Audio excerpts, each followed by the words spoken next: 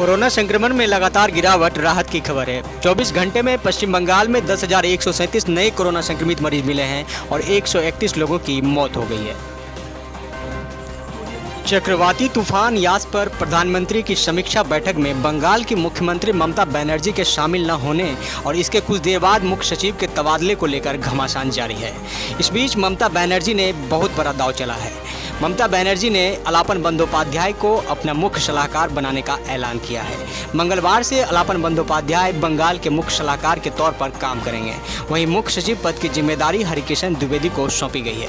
सोमवार को press conference में ममता बनर्जी ने कहा कि मुख्य सचिव को 3 महीने का एक्सटेंशन देने की अनुमति के लिए 10 मई को पत्र लिखा था। कोविड की स्थिति को देखते हुए अलापन बंदोपाध्याय को 3 महीने के विस्तार की अनुमति देने की अपील की गई थी।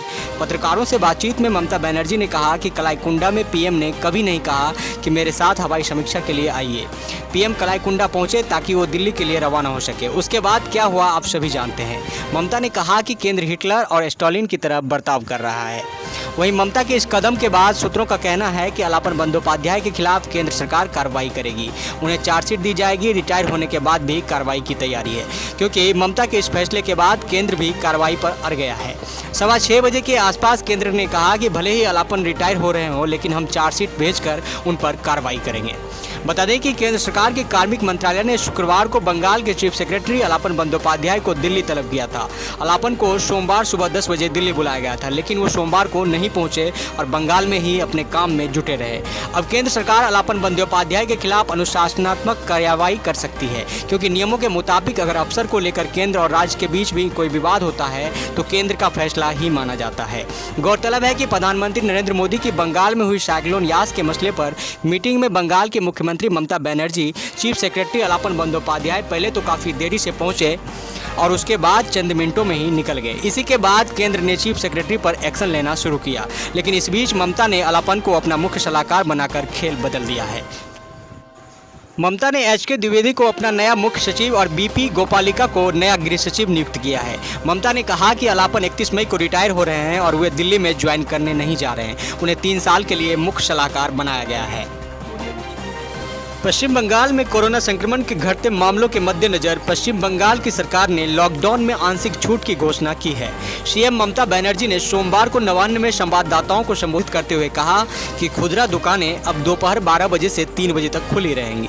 हालांकि 16 जून तक लॉकडाउन जारी रहेगा। इसके साथ ही ममता बनर्जी ने कहा कि IT इंडस्ट्री में 10% की उपस्थिति के साथ कर्मी काम कर पाएंगे। ममता बनर्जी के साथ बैठक में मुख्य सचिव अलापन बंदोपाध्याय भी उपस्थित थे। सीएम ममता बनर्जी ने कहा कि 18 लाख वैक्सीन खरीदी गई है और 22 लाख वैक्सीन खरीदी जाएगी। उन्होंने कहा कि रोजाना कोरोना संक्रमितों की संख्या घट रही है। उन्होंने कहा कि यास चक्रवाती तूफान के बाद 2 लाख लोग कैंप में हैं।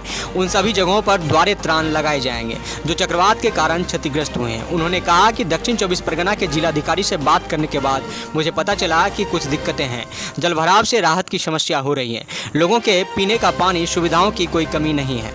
दीघा में 6 किलोमीटर सड़क का काम पूरा करना है। मछुआरों को काफी नुकसान हुआ है। पश्चिम बंगाल में चुनाव के बाद हिंसा को लेकर कलकत्ता हाईकोर्ट ने एक कमेटी बनाने का निर्देश दिया है। कलकत्ता हाईकोर्ट के 72 बेंच ने राष्ट्रीय मानवाधिकार आयोग के चेयरमैन, राज्य मानवाधिकार आयोग के चेयरमैन और राज्य लीगल सर्विस के अधिकारी को लेकर एक कमेटी बनाने का निर्देश दिया है। यह कमेटी लोगों की घर वापसी की निगरानी करेगी। निर्देश में कहा गया है कि जो वापस नहीं आ सके हैं वे समिति को ईमेल के जरिए सूचित करेंगे। प्रियंका टिब्रेवाल ने इंटाली में बेघर हुए 125 लोगों को लेकर मामला दायर किया था। राज्य ने कहा कि उनमें से 39 लौट आए थे। यह कमेटी पूरी प्रक्रिया पर कोर्ट को रिपोर्ट करेगी और स्थानीय पुलिस स्टेशन घर वापसी सुनिश्चित करेगा। बेघरों के साथ किसी राजनीतिक दल का कोई नेता नहीं होगा। मामले की अगली सुनवाई 2 जून को होगी। बता दें कि पश्चिम बंगाल में हिंसा को लेकर सुप्रीम कोर्ट ने राज्य को नोटिस दिया है। यह नोटिस शीर्ष अदालत में दायर एक जनहित याचिका के मद्देनजर जारी किया गया था। साथ ही केंद्र सरकार को नोटिस भी भेजा गया है। 2 मई को हुए विधानसभा चुनाव के नतीजे आने के बाद से ही राज्य में हिंसा जारी है। राजनीतिक हिंसा की जांच के लिए सुप्रीम कोर्ट में एक जनहित याचिका दायर की गई थी। पता चला है कि उस मामले के संदर्भ में केंद्र और पश्चिम बंगाल सरकार को नोटिस जारी किया गया है। इससे पहले राज्य सरकार ने कलकत्ता उच्च न्यायालय को बताया था कि चुनाव के बाद की हिंसा अब नियंत्रण में है। कार्यवाहक मुख्य न्यायाधीश राजेश बिंदल की अध्यक्षता वाली 5 न्यायाधीशों की संवैधानिक पीठ चुनाव के बाद की हिंसा पर एक जनहित याचिका पर सुनवाई कर रही है। वहां राज्य की ओर से 26 पन्नों का हलफनामा पेश किया गया। राज्य के अनुसार 3 मई तक राज्य में कानून व्यवस्था बनाए रखने के लिए चुनाव आयोग जिम्मेदार था। अगले 2 दिनों में कुछ घटनाएं हुई, लेकिन अब सब कुछ नियंत्रण में है।